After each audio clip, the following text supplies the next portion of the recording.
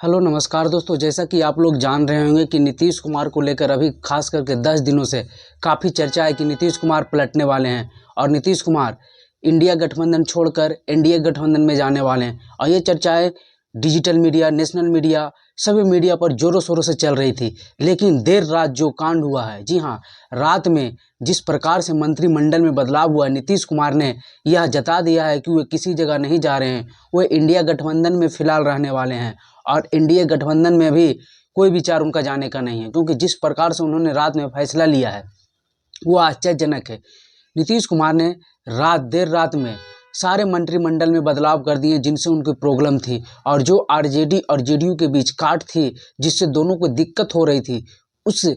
काट को ही खत्म कर दिया। और जिस प्रकार से उन्होंने समस्या का समाधान किया, तो ऐसा लग रहा है कि अब आरजेडी जेडीयू इंडिया गठबंधन में ही रहने वाले हैं और नीतीश कुमार इंडिया गठबंधन में फिलहाल तो 2024 के इलेक्शन तक तो नहीं जाने वाले हैं। तो जानते हैं कि रात में बदलाव क्या हुआ। रात में नीतीश कुमार ने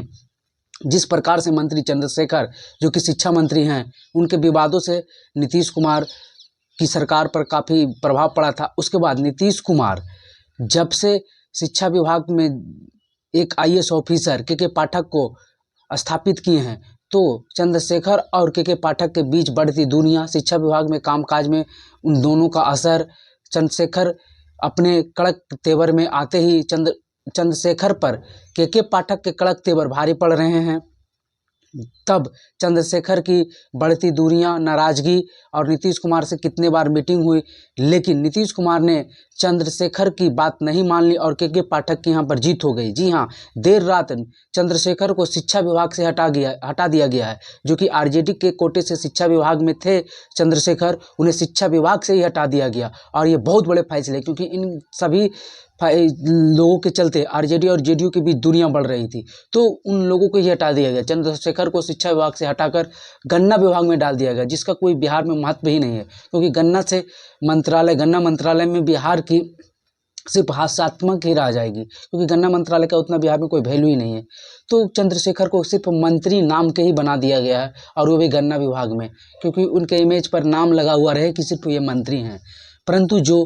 मोटे विभाग थे उनसे हटाकर, जो कि शिक्षा विभाग बिहार में जाने माने थे, उनसे हटाकर उन्हें गन्ना विभाग में कर दिएगा। और वहीं आलोक मेहता, जिन पर भी आरोप लगा था, जो भूमि सुधार मंत्रालय में थे, तो अफसरों को फेरबदल में आरोप ये लगा था कि वो विधायकों, मंत्रियों और पार्टी के कार्यकर्ताओं को नहीं सुनते हैं, जिसके बाद मुख्यमंत्री ने उनकी जो बदलाव था अफसरों का, वही रद्द कर दिया था, जिसके बाद से उन पर भी सवाल उठने लगा था। हालांकि आलोक कुमार मेहता आरजेडी के बहुत ही अच्छे नेता हैं और अच्छे मंत्री भी हैं, लेकिन अब उनको तो कुछ भी दिक्कत नहीं हुआ, क्योंकि उनको भूमि सुधार मंत्रालय से हटाकर शिक्षा विभाग में ला दिया गया है, और शिक्षा विभाग का बजट भूमि सुधार मंत्रालय से ज़्यादा ही होता है। लेकिन देखना ये बात होगी कि के पाठक के साथ आलोक कुमार मेहता दोनों साठगांठ बैठा पाते हैं कि नहीं। अब आलोक कुमार मेहता बिहार के शिक्षा मंत्री बन गए हैं, और शिक्षा मंत्री चंद्रशेखर को गन्ना विभाग में भेज दिया गया, और भूमि सुधार विभाग, जिसका पहले आलोक मेहता मंत्री थे, उनका मंत्री मिथिलांचल के एक नेता आरजेडी के हैं, उन्हें उस मंत्री पद दे दिया गया है। और उसके बाद नीतीश कुमार ये सारी लड़ाई झगड़ा का जितना भी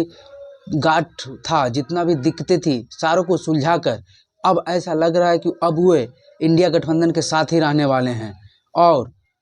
ये हम कह सकते हैं कि अब जितने भी खबरें चल रही थी कि नीतीश कुमार एनडीए की तरफ जा रहे हैं, आज जा रहे हैं, 25 तारीख के बाद चल जाएंगे, तो ये सारी खबर अब